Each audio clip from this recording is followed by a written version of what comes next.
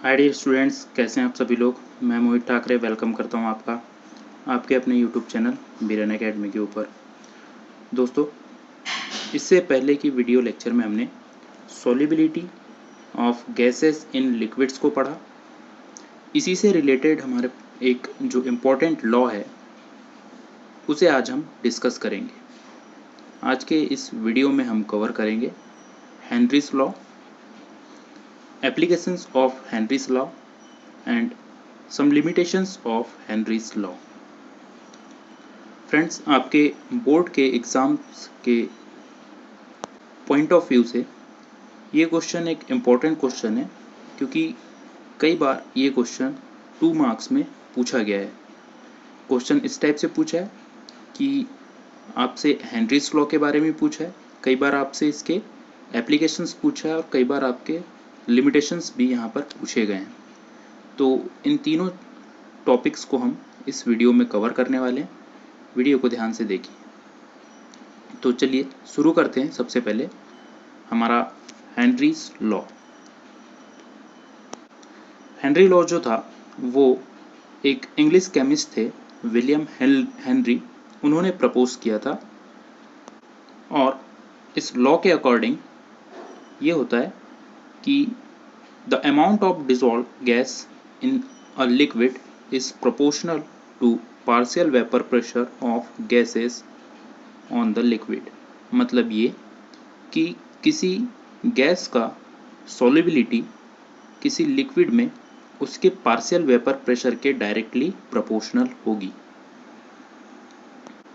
मतलब जैसे जैसे हम गैस के पार्शियल वेपर प्रेशर को बढ़ाते जाएंगे वैसे वैसे गैस की सॉल्युबिलिटी उस लिक्विड में बढ़ते जाएगी। आगे मैथमेटिकली इसे इस प्रकार से एक्सप्रेस किया गया है, Sg is directly proportional to Pg। यहाँ पर Sg जो है वो हमारा सॉल्युबिलिटी ऑफ गैसेस है, जो डायरेक्टली प्रोपोर्शनल है हमारा Pg से, मतलब partial vapour pressure of gas से। फ्रेंड्स, प्रोपोर्शनल के साइंस को हटाने के लिए यहाँ पर K यूज़ करते हैं। K जो होता है हमारा हेनरी कांस्टेंट होता है, मतलब K जो है हमारा एक कांस्टेंट वैल्यू होगा। तो ये था हमारा हेनरीज लॉ, जो कि था सॉल्युबिलिटी ऑफ गैस से रिलेटेड एक लॉ। आगे हम बात करें इसके एप्लीकेशंस की, तो हेनरीज लॉ का एप्लीकेशन काफ़ी बार एग्जाम्स में डायरेक्टली पूछा गया है। आप इसे ध्यान से वीडियो को देखें और समझें। तो हेनरीज लॉ का पहले एप्लीकेशन की बात करें हम, तो सबसे पहले हम हेनरीज लॉ का जो एप्लीकेशंस यूज़ करते हैं या इसका जो इम्पोर्टेंस है वो हमारा आता है जो ब्रीवेज प्रिपरेशन होता है, या सोडा वाटर या सॉफ्ट ड्रिंक जो प्रिपरेशन होते हैं उनकी मैन्युफैक्चरिंग में। यहाँ पे किया ही जाता है, हम CO2 के प्रेशर को एक लेवल तक के बढ़ाते हैं, या कहे कि CO2 के हम पार्शियल वेपर प्रेशर को बढ़ाते हैं ताकि उसकी सॉल्युबिलिटी अचीव की जा सके उस एक पर्टिकुलर लिक्विड में। इस टाइप से पहला जो एप्लीकेशन था वो था हमारा सॉफ्टिंग या सोडा वाटर और ब्रीवेज प्रिपरेशन में। सेकंड हम बात करें तो सेकंड हमारा एप्लीकेशन है हेनरीज लॉ का, या यूज़ है, वो यूज़ होता है हमारा जो क्लाइंबर्स होते हैं या जिन्हें हम पर्वतारोही कहते हैं, या जो हाई एल्टीट्यूड में जो चढ़ाई करते हैं उन लोगों के केस में हेनरीज लॉ भी यूज़ किया जाता है। होता यह है कि जैसे जैसे हम ऊंचाई पर जाते हैं वैसे वैसे ऑक्सीजन का लेवल कम होने लगता है एटमॉस्फेयर में लेवल कम होने के साथ साथ हमारे ब्लड और टिश्यू में भी ऑक्सीजन का लेवल कम होने लगता है।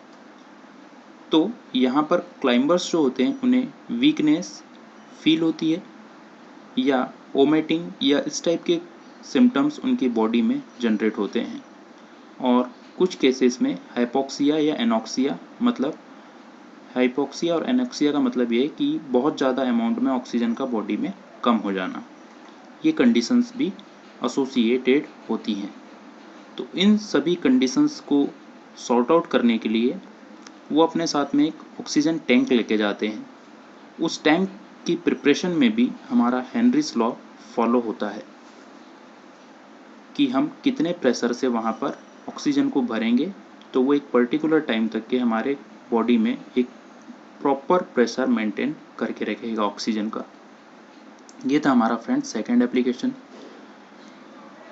बात करते हैं थर्ड एप्लीकेशन की। तो थर्ड एप्लीकेशन जो है हमारा हेनरीज लॉ का, वो यूज़ होता है स्क्यूबा डाइविंग में, मतलब जो अंडर वाटर डाइविंग होती है, गोताखोरी कहते हैं जिसे हम, उसमें।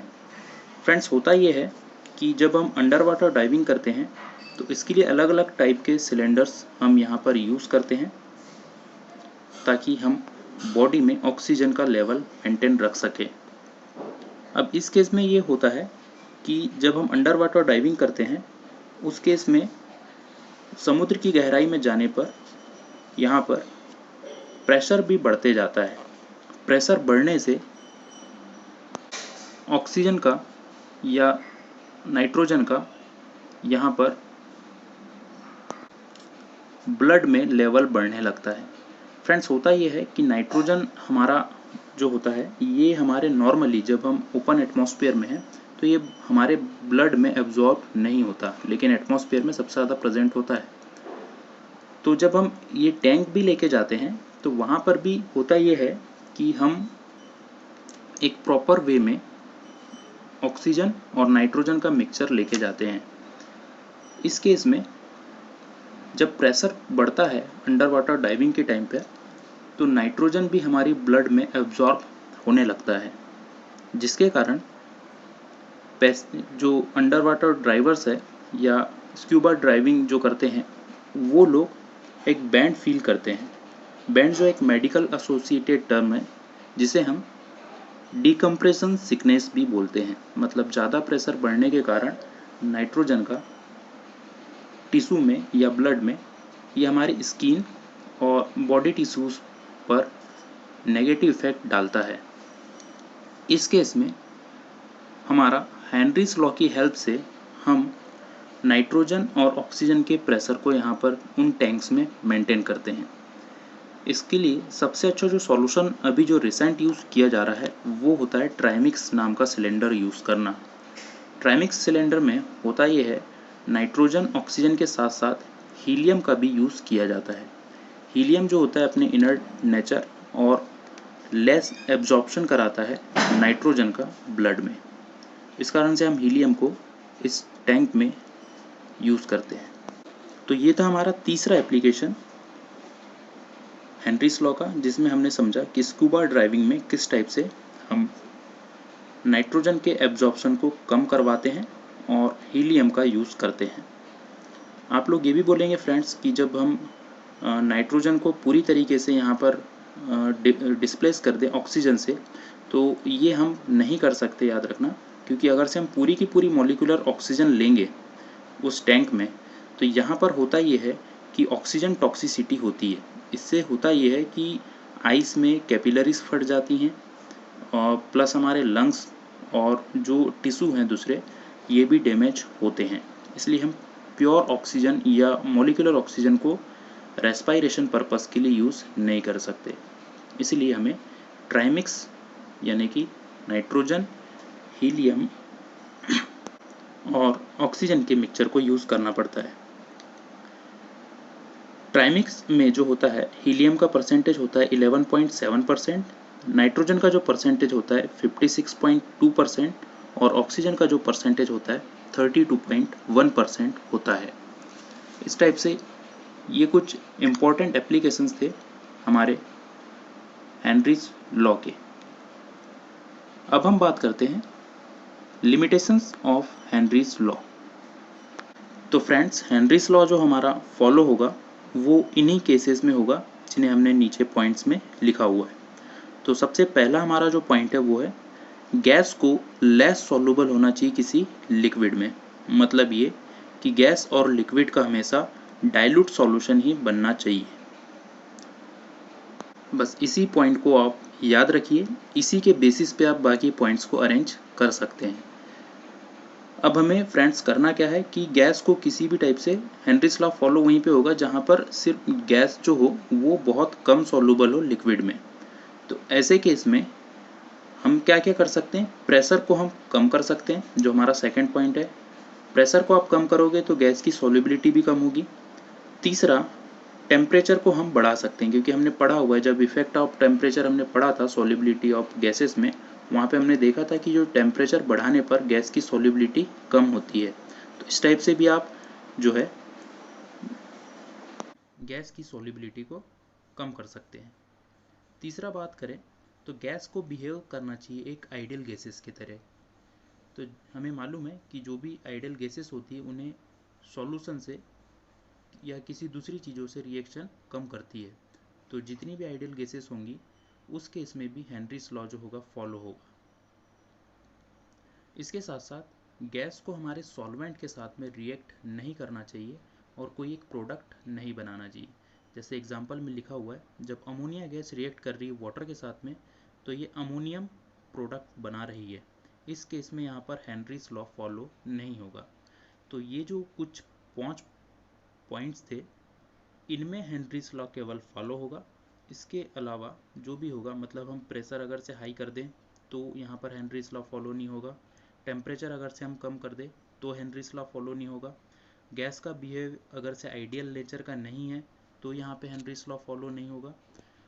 और यहाँ पर अगर से गैस इजीली सॉल्युबल हो जा रही है सॉल्वेंट में तो हमारा हेनरीज लॉ फॉलो नहीं होगा।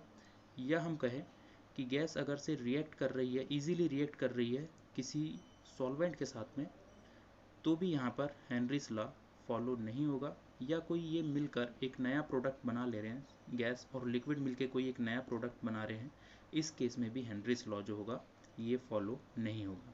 तो फ्रेंड्स, ये था हमारा लेक्चर हेनरीज लॉ के ऊपर। उम्मीद है आप लोगों को लेक्चर पसंद आया होगा। अगर से वीडियो पसंद आया तो वीडियो को लाइक ज़रूर करें, साथ ही साथ दोस्तों को शेयर करें। वीडियो से रिलेटेड कोई डाउट हो तो उसे कमेंट बॉक्स में ज़रूर लिखें। Thank you so much.